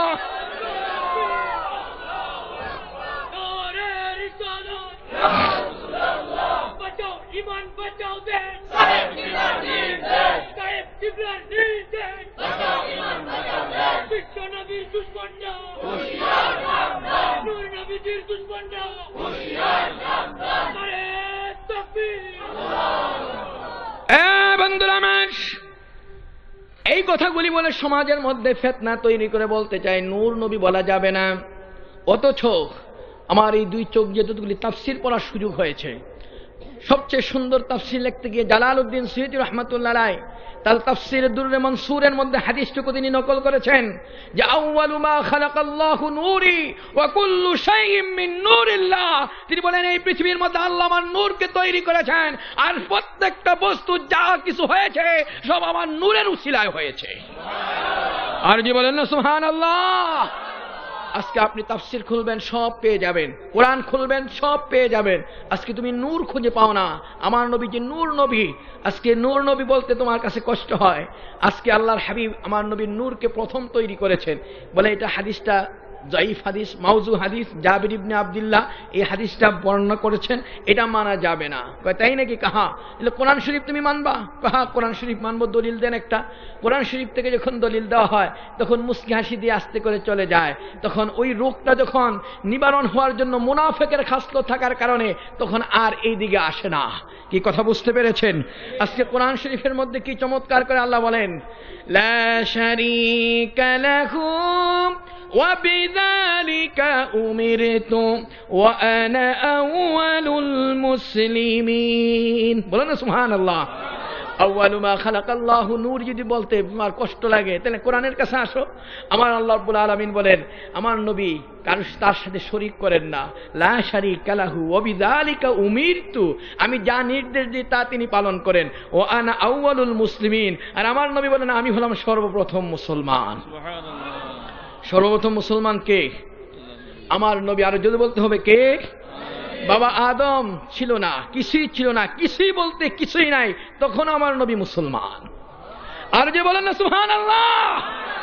আউয়ালু, আউয়ালুর সীমা কতটুকু এটা কোনো সীমা শেষ করা যাবে না। সর্বপ্রথম মুসলমান হলেন আমার নবী। কি বলেন, কথা ঠিক কিনা? সর্বপ্রথম মুসলমান কে? আর যদি বলেন না কে, তাহলে ও আনা আউয়ালুল, কি বলেন ঠিক কিনা? তাহলে কোরআন থেকে পাইলাম সর্বপ্রথম মুসলমান নূর। সব কিছু আমার নবী। আল্লাহ আদম যখন পানিতে গড়াগড়ি খায়, পৃথিবীর আরশ কুরসি লৌহ কলম কিছুই হয় নাই, তখন আমার আল্লাহ বলছেন আউয়ালুল মুসলিমিন, আমার নবী হলো সর্বপ্রথম মুসলমান। আর একটু যদি বলেন না সুবহানাল্লাহ। বন্ধুরা, আমার জন্য আজকে যারা এখানে বসে আছেন, আপনি তাফসির পড়বেন, এত চমৎকার লাগবে, এত চমৎকার তাফসিরের ইবারত কোরআন থেকে আমার নবীর পাওয়ারটা আপনাদেরকে দিয়ে যায়। আল্লাহ রাব্বুল আলামিন বলেন, আল্লাযীনা ইউমিনুনা বিল গায়বি ওয়া ইউকিমুনাস সালাত।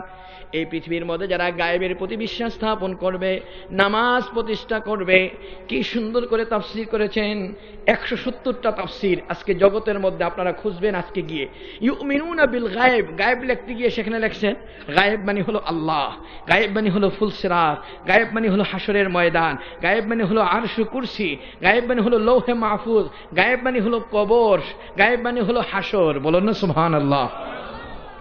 এখন গায়েব মানে আপনি তাফসীর করলেন, প্রথম হলো আল্লাহ। গায়েবের তাফসীর কি? ইউমিনুনা বিল গায়েব। তাহলে গায়েবের তাফসীর যদি আপনি আল্লাহ করে থাকেন, আল্লাহকে তাফসীর আপনি নিয়ে আসছেন। গায়েব মানে হলো, আর যদি বলেন না কে, আর একটু যদি বলেন কে, আপনি আল্লাহকে তাফসীর করলেন গায়েবের ব্যাখ্যা দিয়ে। আজকে আপনাদের কাছে বলতে চাই, এই গায়েব দিয়ে আপনি ব্যাখ্যা করেছেন আল্লাহ। আমার নবী কি আল্লাহকে দেখেছেন? কি বলেন, দেখছেন কিনা? সকলের মুখে আসে নাই তো, কি দেখছে? আল্লাহর নবী কি জান্নাত দেখছেন, জাহান্নাম দেখছেন, আরশ কুরসি কি দেখছেন, লৌহে মাহফুজ কি দেখছেন? আমার নবী কি কবর দেখছেন এবং কবরের অবস্থা কি তিনি জানছেন? কি বিশ্বাস হয় না আপনাদের? রাসূল যে কবরের অবস্থাও জানতে পারছেন, এটা কি বিশ্বাস হয়? মুসলিম শরীফের হাদিস, রাসূল পাক সাল্লাল্লাহু আলাইহি ওয়াসাল্লাম বলেন, মারারতু বিকবরি মূসা ওয়া হুয়া ইউসাল্লি ফি কবরিহি। আমি যখন কবরের পাশ দিয়ে হেঁটে যাচ্ছিলাম, আমার ভাই মূসাকে দেখি সে দাঁড়িয়ে দাঁড়িয়ে কবরে নামাজ পড়তেছে। আর যে বলেন না সুবহানাল্লাহ। বন্ধুরা আমার, আল্লাহর হাবিব বলেন, মারারতু বিকবরি ইউনুসা ওয়া হুয়া ইউলাব্বা ফি কবরিহি।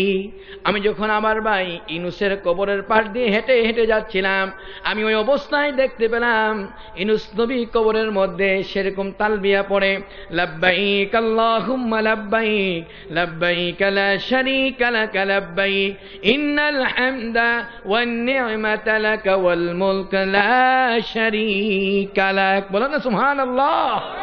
তাইলে কবরের অবস্থা আমার নবী জানতে পারছেন কিনা? আর একটু যে বলেন, জানতে পারছেন কিনা? এখন আপনাদের কাছে যে কথাটুকু বলবো, বন্ধুরা আমার, আমার নবী বলতেছেন আমার আল্লাহকে আমি কিরকম দেখছি শোনো, যে ইন্নী রাআইতু আযযা ওয়া জাল্লা বিআহসানিস সুওয়ার।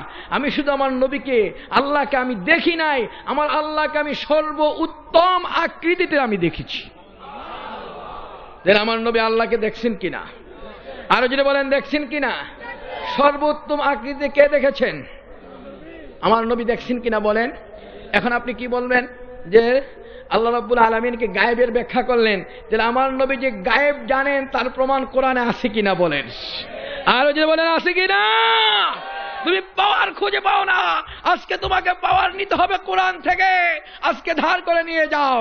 ও বন্ধু, আজকে তোমার বর্তমান এই ইলেকট্রিসিটি, বর্তমান তথ্য প্রযুক্তি, বর্তমান বিজ্ঞানের যুগে আজকে সেই মোবাইল ফোন আবিষ্কার হয়েছে। 3G মোবাইল দিয়ে তোমার প্রিয় মানুষটাকে দেখে দেখে তুমি কথা বলো। আজকে আমার নবীর সেই ক্ষমতাকে তুমি বিশ্বাস করতে চাও না, বেয়াদব। কি বলেন, ঠিক কিনা?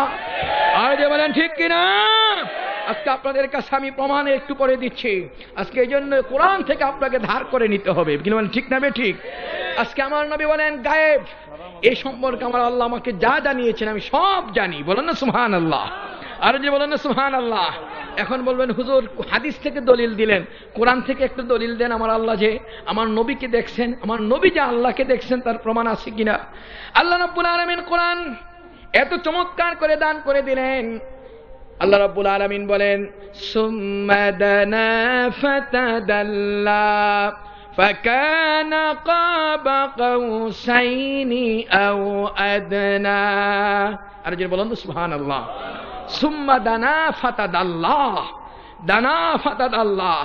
আল্লাহ রাব্বুল আলামিন বলেন, বন্ধু আমার কাছে আস, আরো কাছে আস। ফাকানা কাবা কাউসাইন, এই ধনুকের এত কাছে, আরো কাছে, আরো কাছে, আরো কাছে। বলেন না সুবহানাল্লাহ। এত কাছে যাওয়ার পরে কি আমার নবীকে আল্লাহকে দেখেন নাই?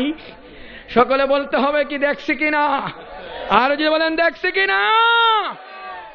এই পাওয়ার কে দিয়েছে? আর যে বলেন কে দিয়েছে? আজকে এটা কি বিশ্বাস হয় আপনাদের? বলে বিশ্বাস হয়?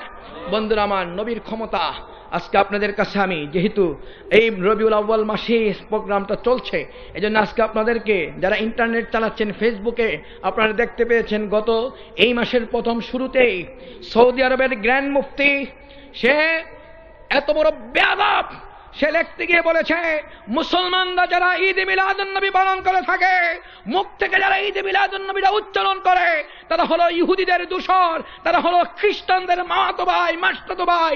আজকে মুসলমানদেরকে ইহুদিদের সাথে তুলনা করে, খ্রিস্টানদের সাথে তুলনা করে বলতেছে খ্রিস্টানরা যেমন তাদের নবীর জন্মদিন পালন করে থাকে, বড়দিন পালন করে থাকে, আজকে মুসলমানরাও সেই দিন পালন করে। ওই মুসলমান আর খ্রিস্টানের মধ্যে কোনো পার্থক্য নাই। আর যে বলবেন নাউজুবিল্লাহ, আর যে বলেন নাউজুবিল্লাহ, এটাকে আপনারা মানবেন? আর যে বলেন মানবেন? এই আব্দুল্লাহ বিন বাস, এই বেয়াদব, আজকে তুমি তো সেই মানুষ, তুমি তোমার তাওজিহাত নামক কিতাবের মধ্যে তুমি লিখেছো ইয়া আইয়ুহাল হুজ্জাজ বাদাল হজ লা তামশু ইলাল মদিনা লিমা তামশুন ইলাল মদিনা লিআন্না আন-নবী সাল্লাল্লাহু আলাইহি ওয়াসাল্লাম قد مات في قبره زيارة النبي صلى الله عليه وسلم هذا بدعة বলেন নাউজুবিল্লাহ, আর জোরে বলেন নাউজুবিল্লাহ। সে তার কিতাবের মধ্যে লিখতে গিয়ে সে বলছে, হে হাজিরা, তোমরা হজ করতে গেলে কখনো মদিনা শরীফ যাবা না। তোমরা কেন মদিনা শরীফ যাও? আল্লাহ নবী তিনি মারা গেছেন, তিনি পচে গেছেন, শেষ হয়ে গেছেন।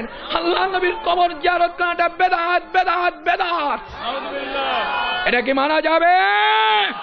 আজকে যাদের মুখ থেকে এই কথা বের হয়, আজকে তারাই বলতে পারে মিলাদুন নবীকে আজকে মানা যাবে না। কি বলেন, কথা ঠিক কিনা? আজকে এই ভাদরশের মাটিতে বসে আমরা দার্থহীন কণ্ঠে জানাতে চাই, আশিকে রাসূল যারা ঈমানের দীপ্তে দীপ্তমান হয়ে সেই কথাই বলতে চাই, আজকে তুমি জানো না মিলাদুন নবীটা আল্লাহ কলেমার মধ্যে সেট করে দিয়েছেন। কি বলেন, কথা ঠিক কিনা? আর যে বলেন ঠিক কিনা? আজকের বৈজ্ঞানিক তথ্য এত চমৎকার, প্রত্যেকটা বিষয় আপনাদের কাছে আমি এক কোরআন, হাদিস, তথ্য, কোরআন এবং বাস্তব বিজ্ঞানের সাথে মিল দিয়ে আপনাদেরকে কথাগুলি বলে যাই, মনে রাখতে হবে। দেখেন, কলেমা শরীফের মধ্যে আল্লাহ মিলাদুন নবী কায়েম করেছেন, বলেন না সুবহানাল্লাহ। আর যদি বলেন না সুবহানাল্লাহ, বলেন হুজুর কিভাবে কায়েম করলেন? আপনি দেখেন লা ইলাহা ইল্লাল্লাহ মুহাম্মাদুর, কলেমার দুইটা অংশ, একটা হলো লা ইলাহা ইল্লাল্লাহ আর একটা হলো মুহাম্মাদুর। লা ইলাহা ইল্লাল্লাহ লিখতে গেলে কোনো নক্তা নাই, মুহাম্মাদুর রাসূলুল্লাহ লিখতে গেলেও কোনো নক্তা নাই। কি বলেন, একটু হিসাব মিলাইছেন নিজের ভিতরে? লা ইলাহা ইল্লাল্লাহ মুহাম্মাদুর, লা ইলাহা ইল্লাল্লাহ লিখতে গেলে 12টা অক্ষর, মুহাম্মাদুর রাসূলুল্লাহ লিখতে গেলেও 12টা অক্ষর। এদিকে কোনো নক্তা নাই, এদিকে কোনো নক্তা নাই, এদিকেও 12, এদিকেও 12। এখন প্রশ্ন হলো, 12 না হয়ে 13 হতে পারতো। লা ইলাহা ইল্লাল্লাহর মধ্যে 12 হতো, মুহাম্মাদুর রাসূলুল্লাহর মধ্যে 13 হতো, মুহাম্মাদুর রাসূলুল্লাহর মধ্যে 14 হতো, লা ইলাহা ইল্লাল্লাহর মধ্যে 15 হতো। কারণটা কি? আজকের কোরআন থেকে দলিল। আল্লাহ রাব্বুল আলামিন বলেন, ইন্না ইদ্দাতাশ শুহুরি ইনদাল্লাহি 12 শাহরা। বলুন না সুবহানাল্লাহ। এই পৃথিবীর মধ্যে কোনো ব্যক্তি যদি একটা বৎসর গণনা করতে যায়, তাহলে বৎসর গণনা করতে 12টা মাসের প্রয়োজন হয়। কয়টা মাস? আরে জোরে বলতে হবে, কয়টা মাস? 12 বৎসরে এক যুগ হয়। কি বলেন, ঠিক কিনা? এক যুগ হতে গেলে কয় বৎসর লাগে? 12 বৎসরে এক যুগ, 12 মাসে এক, তাহলে বৎসরের সাথে 12র সম্পর্ক, যুগের সাথে 12র সম্পর্ক। এখন বলবেন হুজুর 12র লগে এত সম্পর্কটা হওয়ার কারণটা কি? কি কারণে? সমস্ত নবী রাসূল যারা আসছেন তাদের কিতাবও শেষ, তারাও শেষ। আমার নবী দুনিয়া থেকে ইন্তেকাল করেছেন, কিন্তু আমার নবী দুনিয়া থেকে চলে যাওয়ার পরে যুগ যুগ ধরে কিয়ামত পর্যন্ত যুগের সাথে সম্পর্ক রেখে আল্লাহর এই কোরআন কিয়ামত পর্যন্ত চলতেই থাকবে। বলেন না সুবহানাল্লাহ। আর যদি বলেন না সুবহানাল্লাহ। বন্ধুরা আমার, এই জন্য যুগের সাথে 12, বৎসরের সাথে 12, কলেমার মধ্যে 12, এবং কি তাওহীদের মধ্যে 12, রিসালাতের মধ্যে 12। এখন বলবেন হুজুর আর কি কারণ আছে, একটু বলবেন সূক্ষ্ম কারণটা কি? আজকের বিজ্ঞান বলে, ওরে 12 তোমার এত মূল্যায়ন করে একটু বলো দেখি। 12 সুন্দর করে চিৎকার করে আপনার কাছে বলবে একটাই কারণ, 12 এই পৃথিবীর মধ্যে আমার নবী যখন দুনিয়াতে আসছেন সেই দিনটা ছিল 12ই রবিউল আউয়াল। আমার নবী যেই দিন দুনিয়া থেকে বিদায় হয়ে চলে গেলেন সেই দিনটা ছিল 12ই রবিউল আউয়াল। আমার নবীর জন্ম 12-র মধ্যে কলেমার মধ্যে আছে, আমার নবীর ইন্তেকালও কলেমার মধ্যে আছে কিনা? আরো যে বলেন আছে কিনা? বন্ধুরা আমার, সেই সৌদি আরবের জ্ঞান মুফতি আজকে তার ফতোয়া সে যদি দিয়ে থাকে মিলাদুন নবী খ্রিস্টানদের বড়দিনের মতো, আমরা বলবো তুমি মিলাদুন নবীকে অস্বীকার করেছো না, আল্লাহর কলেমাকে, আমার নবীর রিসালাতকে তুমি অস্বীকার করেছো। কি বলেন, কথা ঠিক কিনা?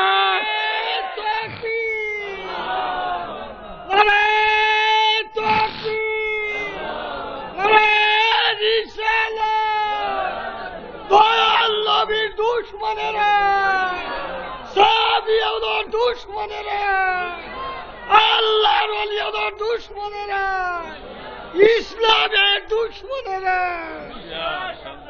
সম্মানিত হাজিরিন, আজকে এই জন্য আপনাদের কাছে বলে যাব, এই কথাগুলি আজকে আমাদের মাথায় রেখে আমাদেরকে বর্তমান এই ফিতনার যুগে কিছু সংখ্যক মানুষ দাবি করতে গিয়ে তারা বলে আমরা আহলে হাদিস, হাদিসের অনুসরণ করে থাকি।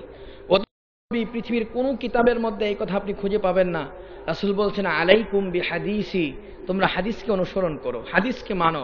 প্রত্যেকটা কিতাবের মধ্যে হাদিসের মধ্যে আসছে আলাইকুম বিসুন্নতি। কি বলেন, কথা ঠিক কিনা? তোমরা আমার সুন্নতকে কি করে আঁকড়িয়ে ধরো। কি বলেন, ঠিক না ঠিক? তাইলে আপনি যদি হাদিসকে আঁকড়িয়ে ধরতে যান, রাসূল তাহাজ্জুদের নামাজ তার উপরে ফরজ ছিল, আপনার উপরে ফরজ মানতে হবে। রাসূল সাল্লাল্লাহু আলাইহি ওয়াসাল্লাম 13টা বিয়ে করছেন, আপনাকেও করতে হবে। কি বলেন, ঠিক কিনা? সওমে বেসাল করতে গিয়ে রাসূল লাগাতার রাত্রে দিনে 3 সপ্তাহ রোজা রাখছেন, তাহলে তোমাকেও রাখতে হবে। কি ঠিক না ঠিক?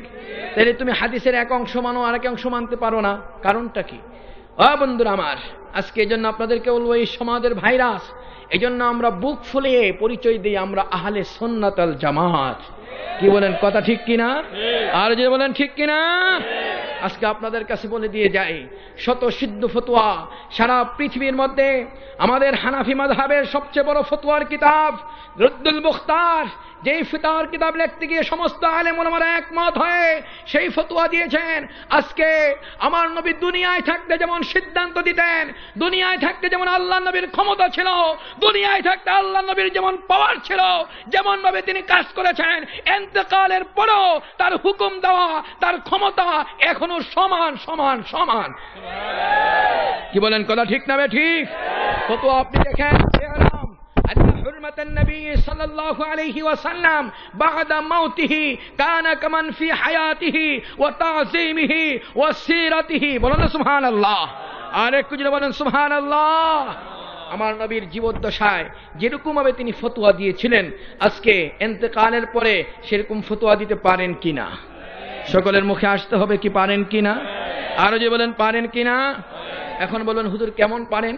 আপনি বুখারী শরীফের সিদ্ধান্তটা আমার নবীর ইন্তেকালের পরে সরাসরি কবরের কাছ থেকে হয়েছে। কি বলেন, কথা ঠিক না ঠিক? তাহলে বুখারী শরীফ সিদ্ধান্ত কে দিয়েছেন? আল্লাহর নবী দিয়েছেন কিনা? রাসূল তো দুনিয়া থেকে বিদায় হয়ে চলে গেছেন, এরপর আমার নবী সিদ্ধান্ত দিতে পারেন। বলেন না সুবহানাল্লাহ। হাদিস কোনে দেখেন, হযরত ওমর ফারুক রাদিয়াল্লাহু তাআলা আনহু তিনি যখন মসজিদে নামাজ পড়তেছিলেন, আঘাত আসলো, এরকম ভাবে তার এই অবস্থায় পুরা বডিটা কেটে যায়, নারী বুড়িগুলি বের হয়ে যায়। ওই অবস্থার মধ্যে সাহাবীরা ধরলেন। আব্দুল্লাহ ইবনে ওমর বললেন, বাবা আপনি একটু ডাক্তারের কাছে চলেন, আপনাকে ডাক্তারের কাছে নিয়ে যাই। আব্দুল্লাহ ওমরের দিকে তাকিয়ে বলে, বাবা আব্দুল্লাহ, আমার নাকের মধ্যে আমি জান্নাতের ঘ্রাণ পাইতেছি, আমি ডাক্তারের কাছে যাব না, আমার পক্ষ থেকে তুমি সালাম নিয়ে তাড়াতাড়ি করে চলে যাও আম্মা আয়েশা সিদ্দিকা রাদিয়াল্লাহু তাআলা আনহার কাছে। আম্মা জানের কাছে আমার সালাম দিয়ে তুমি বলবে, আম্মা জান আপনাকে সালাম দিয়েছেন, আর বলছেন কি? আপনাকে সালাম দিয়ে এতটুকু বলেছেন, যেই জায়গার মধ্যে আপনি থাকার অধিকার, আপনার স্বামী শুয়ে আছে, আপনার বাবা শুয়ে আছে, এর পাশে আপনিই থাকবেন, এটাই আপনার জায়গা।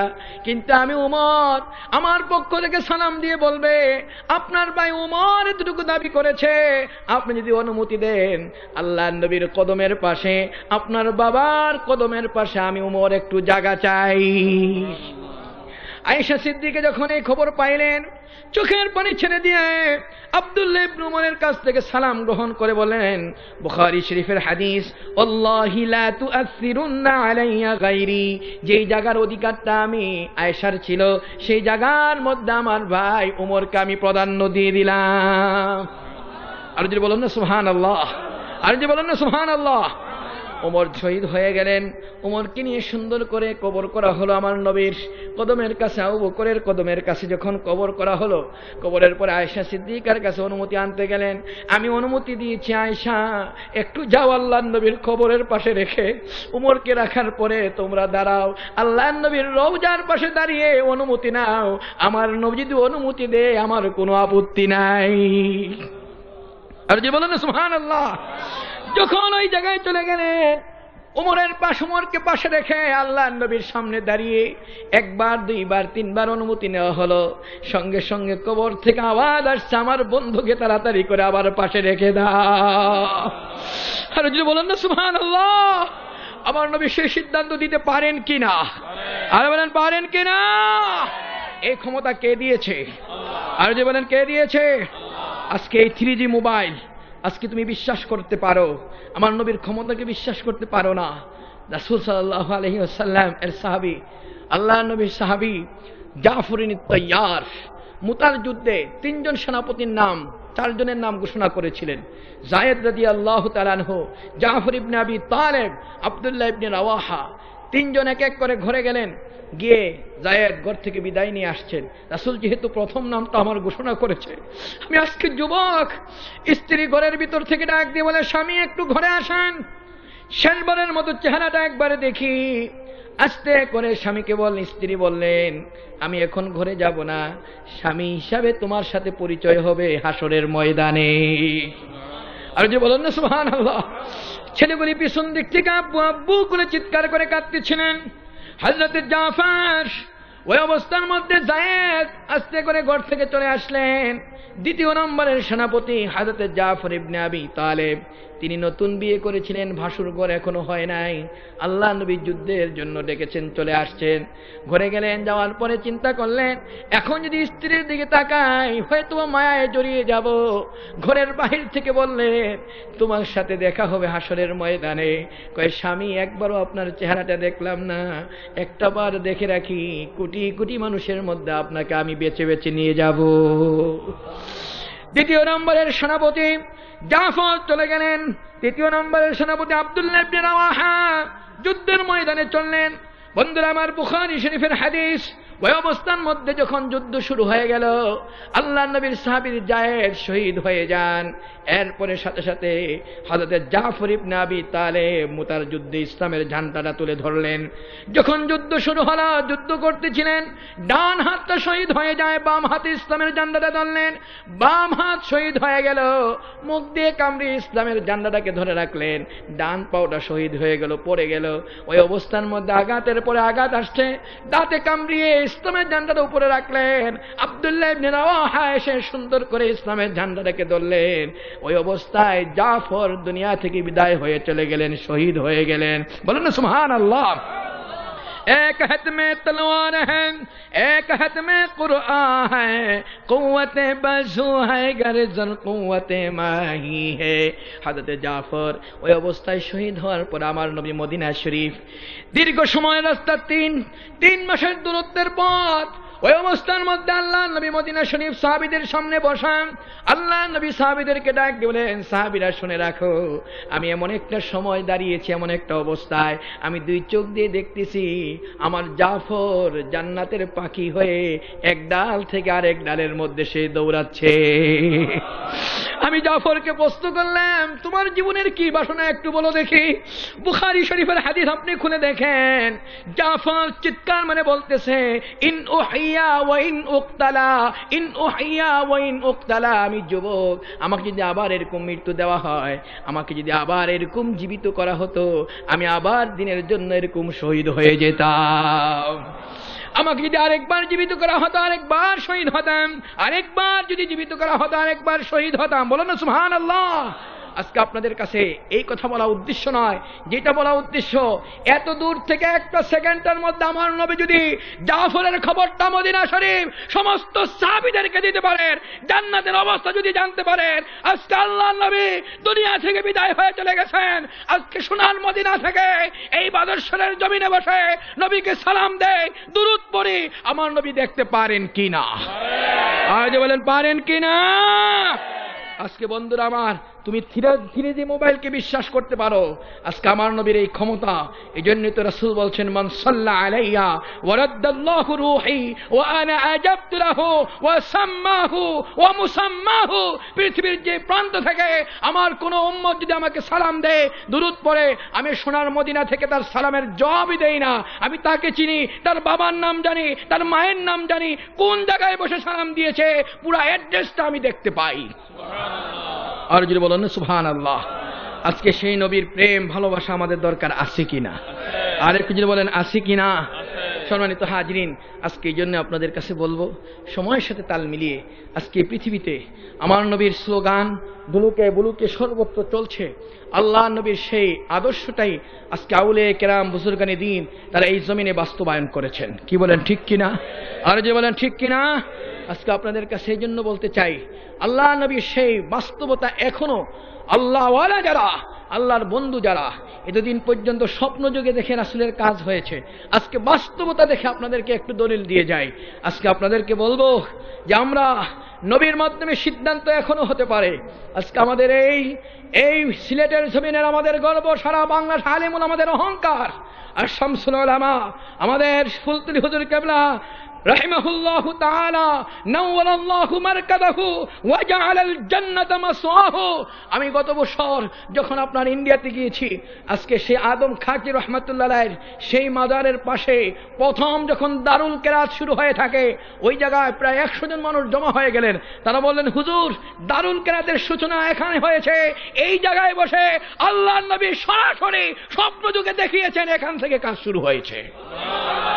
আর যে বলেন না তো হ্যাঁ,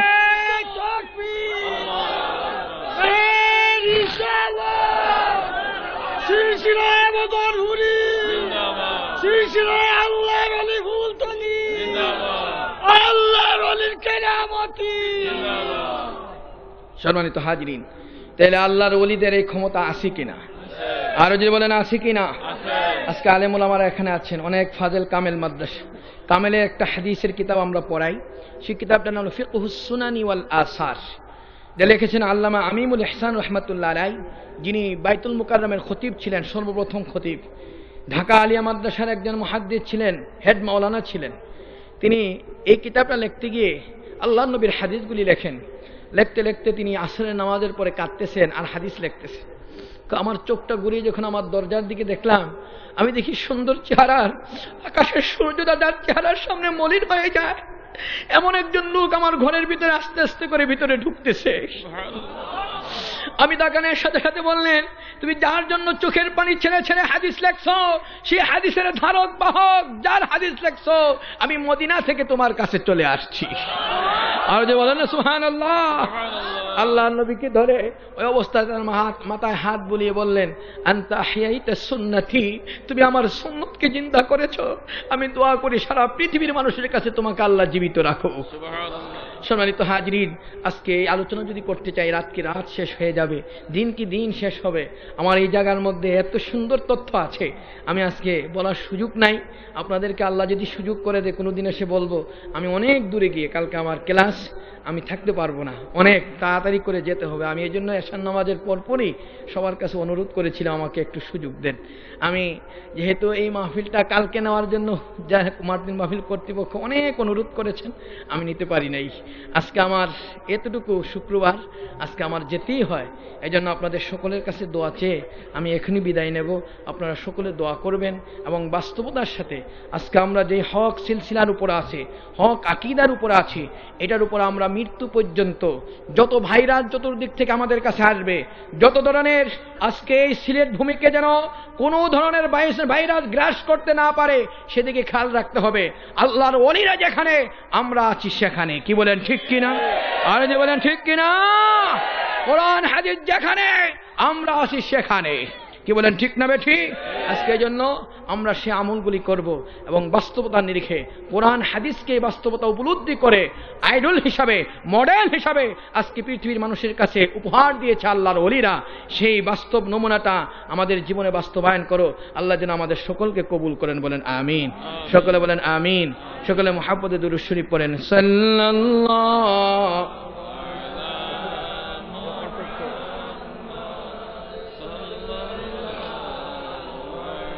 এরপর আলোচনা করব।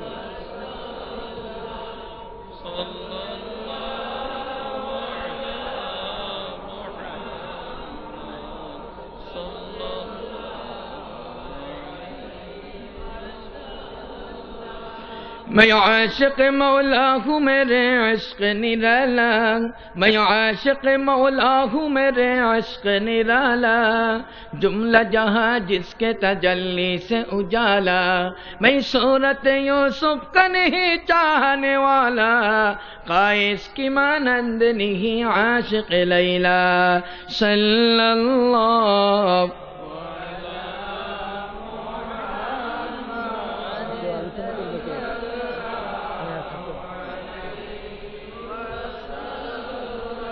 সাল্লাল্লাহু।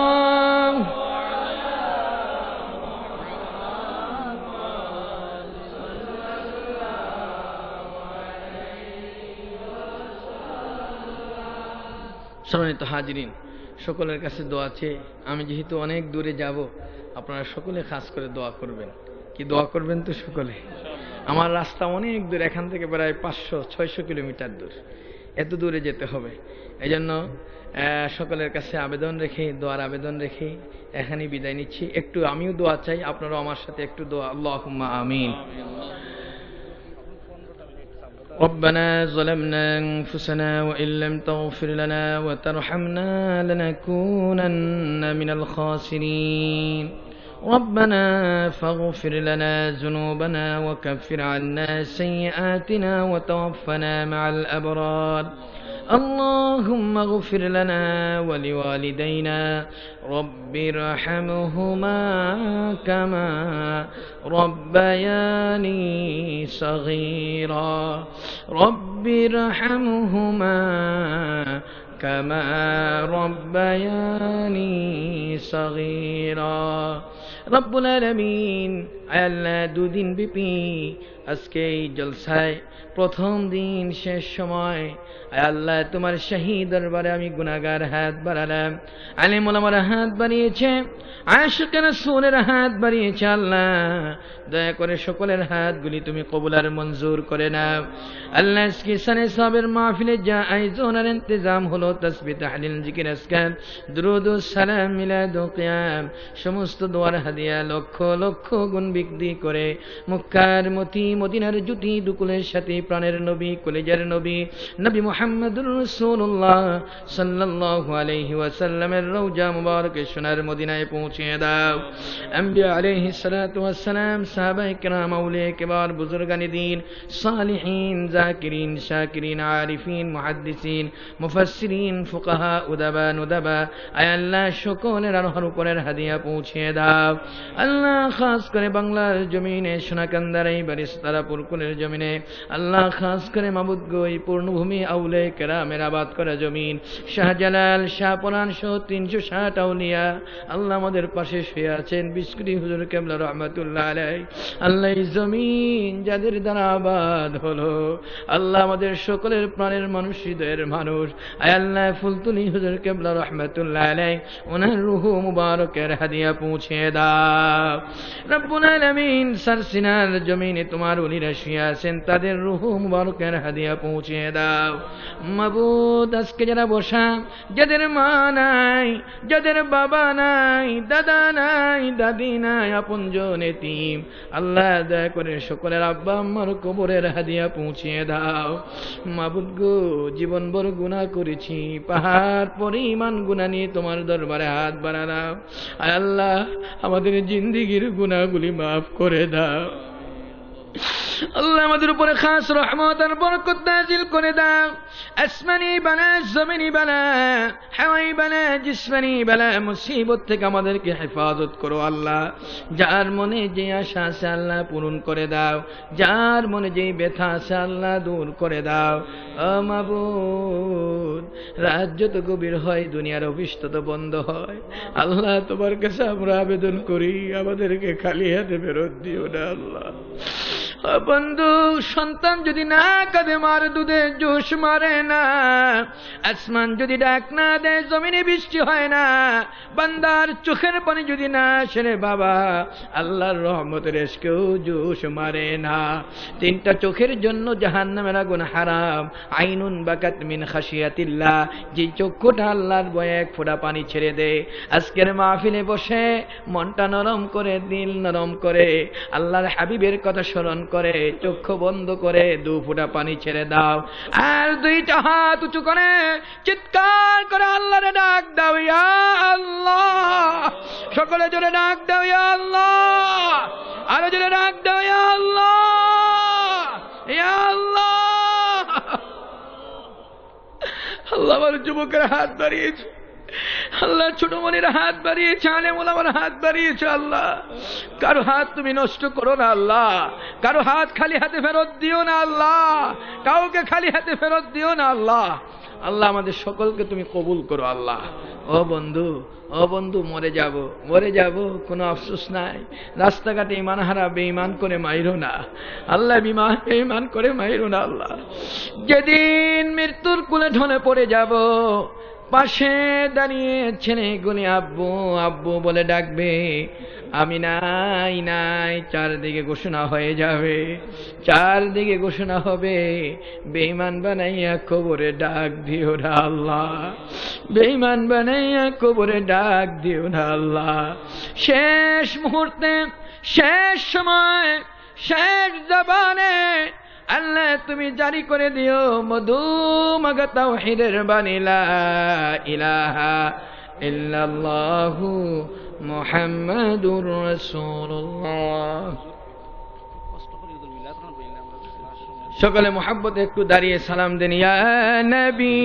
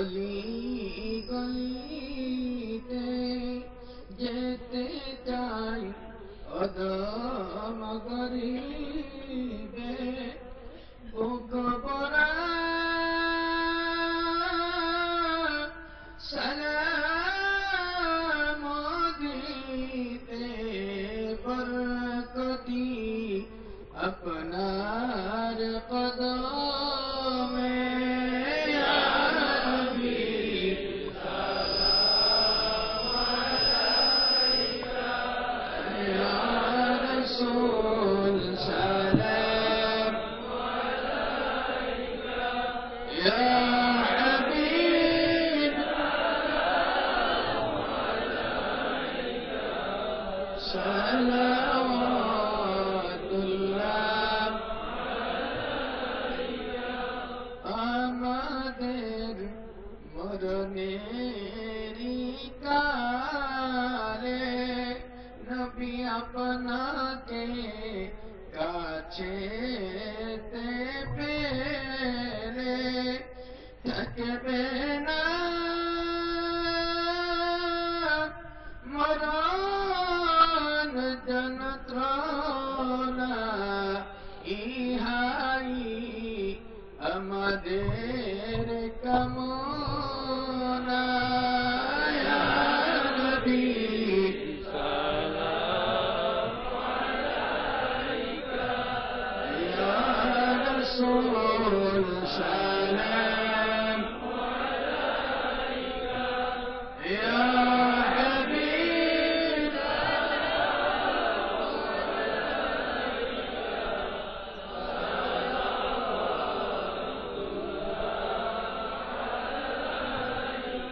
يا رب صل وسلم دائما أبدا على نبيك خير خلق كلهم وعلى رسولك خير خلق كلهم بلغ العلا بكماله كشف الدجى بجماله حسنت جميع خصاله صلوا عليه وآله بلغ العلا بكماله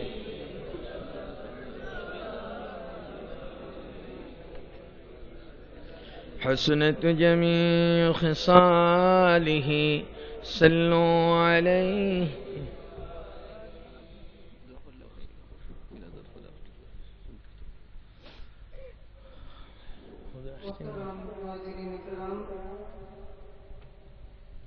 আমাদের মাহফিলের আজকের সমাপ্তি ঘোষণা হবে আমাদের প্রতিদিন দোয়ার মাধ্যমে।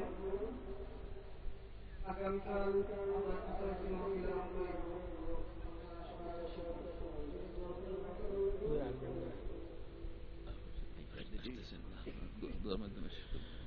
شننت حاجنا أنفسنا وإن لم تغفر لنا وترحمنا لنكونن من الخاسرين رب العالمين আয় আল্লাহ দুদিন বিপি সানে সব মাহফিলের আজকের এই প্রথম দিবস শেষ সময় তোমার কাছে হাত বাড়ালাম। আয় আল্লাহ আমাদের সকলকে তুমি কবুল আর মঞ্জুর করে নাও। দোয়ার হাদিয়াটুকু সোনার মদিনায় পৌঁছিয়ে দাও। আউলে কেরাম বুজুর্গানে দিন খাস করে মাবুদ এই পূর্ণভূমি সিলেটের জমিন যত আবদাল শুয়ে আছে সকলের আর উপর পৌঁছিয়ে দাও। আয় আল্লাহ আমাদের আল্লাহ সকলের প্রাণের মানুষ ফুলতুল হুজুর রহমাতুল্লাহ আলাইহি আয় আল্লাহ তার রূহ মুবারকের হাদিয়া পৌঁছিয়ে দাও। আল্লাহ ওনার রুহানি নুরানি তাওয়াজ্জু দোয়া ফয়েজ আমাদের সকলকে নসিব করে দাও গো আল্লাহ। মাবুদ আজকে যারা এখানে হাত বাড়ালো জানি না কার জানি মা দুঃখিনী কবরে ঘুমায়, বাবা কবরে ঘুমায়। আয় আল্লাহ দয়া করে সকলের আব্বা আম্মার কবরটাকে জান্নাতের টুকরা বানায়া দাও। আল্লাহ মাবুদ জীবন বড় গুনাহ করেছি, পাহাড় পরিমাণ গুনাহ নিয়ে হাত বাড়ালাম। জিন্দেগির তামাম গুনাহগুলি মাফ করে দাও আল্লাহ। আল্লাহ আমাদের সকলের আবেদনকে কবুল করো। আল্লাহ যারা বিপদগ্রস্ত বিপদ থেকে উদ্ধার করে দাও। আল্লাহ মা বোনদেরকে আবেদা সালেহা জাকিয়া তাকিয়া বানায় দাও। রাবিয়া বস্তির দরজা দান করে দাও। আয় আল্লাহ খাস করে যারা এই মাহফিলকে টাকা দিয়ে বুদ্ধি দিয়ে পরামর্শ দিয়ে সাজিয়েছে আল্লাহ তাদের জন্য জান্নাতের মাহফিল সাজায়া দাও আল্লাহ। আল্লাহ তুমি কাউকে খালি হাতে ফেরত দিও না আল্লাহ, কাউকে খালি হাতে ফেরত দিও না আল্লাহ। এই মাহফিলে যারা বসেছে, ছোট বুঝি না, যুবক বুঝি না, বৃদ্ধ বুঝি না, আলেম ওলামা বুঝি না, আল্লাহ সবাইকে ওলি বানাইয়া বাড়িতে ফিরাইয়া দাও। মাবুদ, মরে যাব কোনো আফসোস নাই, যেদিন মৃত্যুর কোলে ঢলে পড়ব আমাদের জবানে জারি করে দিও লা ইলাহা